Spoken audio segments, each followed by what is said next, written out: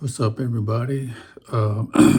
As promised, I'm going to give you a video update of how I've been doing. I know a lot of you have been saying I hadn't been active on social media, at least in terms of giving some kind of written update on how I was doing. So just wanted to let everybody know that I am doing well, but there are some pretty important, pretty significant changes in my health as far as my journey with battling this cancer. I'm going to try to keep this quick. The main thing to know is, and I probably said this is probably a little bit of review, but I am now on oral chemo medicine. And I started that a couple months ago, and then I was getting an infusion of a particular medicine that I took 5 years ago when I first got cancer. But I was doing that every third week. I've had to stop doing that because that particular medicine was the one that gave me the severe neuropathy in my feet. And so when we were doing it, we were actually only doing it at 60%. And then I was taking the oral chemo medicine and just slowly increasing that to the full dose as well. And so my doctor wanted to see if she can get me to the full dose of the oral medicine and still keep me on the 60% of the other medicine. But that all depended upon my hemoglobin numbers. So here's the thing. I've been anemic because of the cancer treatments for probably about 4 years now. My numbers have been well below the low end for a male. But my numbers have been what they've been for years, and so that became my normal. The problem is that I started to dip below what was my normal number for me. And that number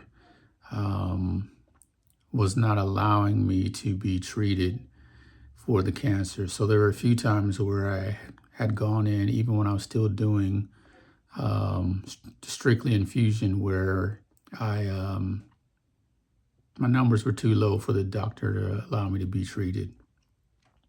So even switching over to the oral medication, we were continuing to monitor that, and we started to notice that I started to have an increase of those dips below my normal number, which led to me not being able to be treated. And so after a few instances of that, my doctor told me that the only way she's going to be able to ensure that I'm able to be treated, even with the oral medication, is for me to get a blood transfusion. So several weeks ago, I got my first blood transfusion and got my hemoglobin numbers up to a respectable number for my condition, and I was able to be treated.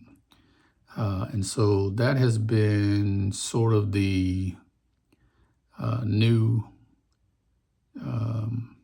update, if you will, with my treatment, is that I'm now having to schedule regular blood transfusions in order to keep my hemoglobin numbers up so that I can take the full dose of the oral medication. That medication does knock my hemoglobin numbers down a bit. a little bit. And then also, I do have some uh, internal bleeding because I still have the original tumor in the rectum, and that sometimes causes some bleeding. And so that was also the reason why my hemoglobin numbers were dropping. And so what we've had to do now is to drop the infusion that I was doing every third week and just focus on me being able to take the oral medication at 100%, and just drop the idea of doing the infusion along with it every third week. And so right now I'm just taking the pills. Every couple of weeks I have to get a blood transfusion to keep my numbers up. But what that really means for me, outside of treatment, because the treatment is still going well now that we've been able to get my hemoglobin numbers pretty steady with the blood transfusions. What that means for me outside of treatment is that I'm, because of the severe anemia, I am severely fatigued all the time. And so part of the reason why you've seen less activity from me online and probably even maybe in real life is because I'm not just tired, I'm exhausted pretty much all the time. And when I do get out, or you see me doing anything where I have gotten out and about, it takes a lot of energy, and it usually is very costly for me as far as energy.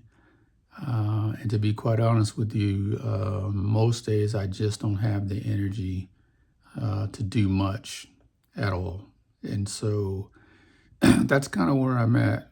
It slowed me down quite a bit. I've actually had to withdraw from some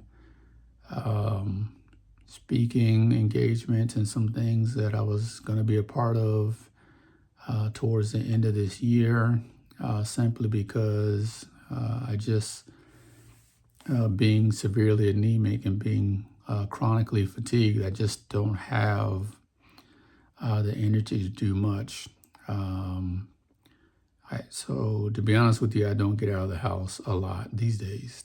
And most days are in bed or on the couch, just because even just getting up and showering is pretty much drains all the energy that I have for the day. So that's kind of where I am.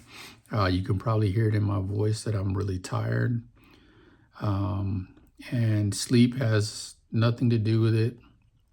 And I will say that I'm going to leave the comments on, but please be respectful in your comments by way of suggesting things. I know you mean well, but I have a multitude of doctors, including a hematologist, and we have explored everything.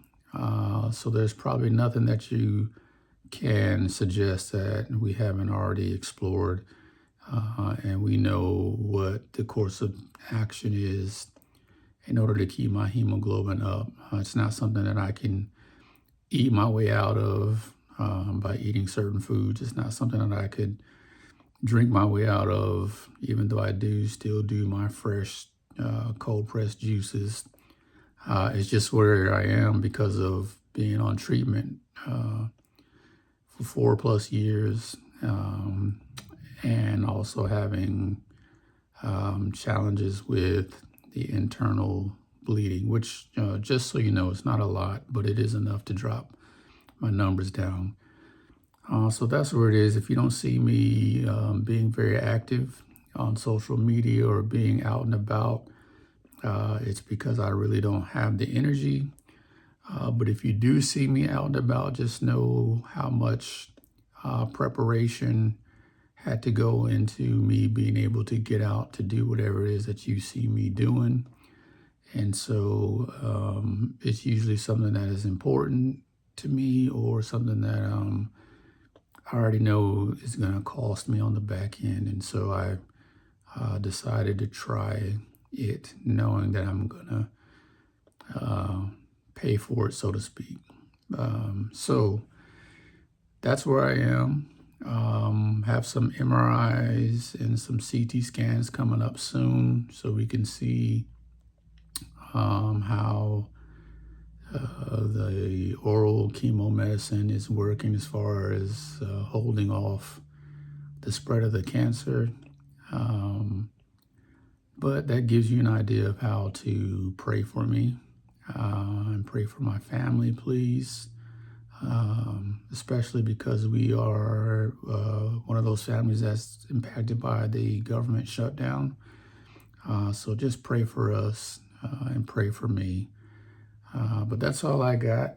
Again, in the comments, please be respectful by way of any comments or suggestions. Just know that we have a good team, and there is probably nothing out there that we haven't considered, and we realize what's appropriate for my case, and that's what we're doing. So thank you all for your prayers. Keep praying for us. And hopefully I will come back with an update sometime soon. All right. Love y'all.